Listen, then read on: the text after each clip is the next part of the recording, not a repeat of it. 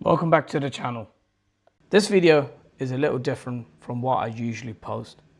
I finally bought one of my dream cars, a BMW E36 convertible.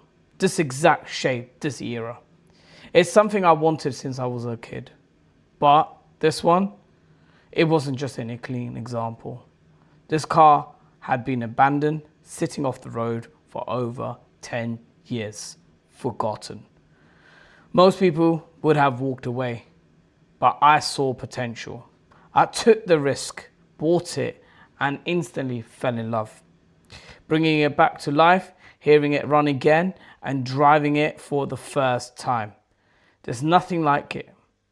From that moment on, we were driving it everywhere, enjoying every second, making memories in a car that once had none.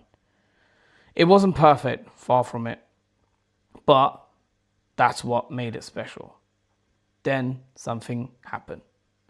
Something I wasn't prepared for at all.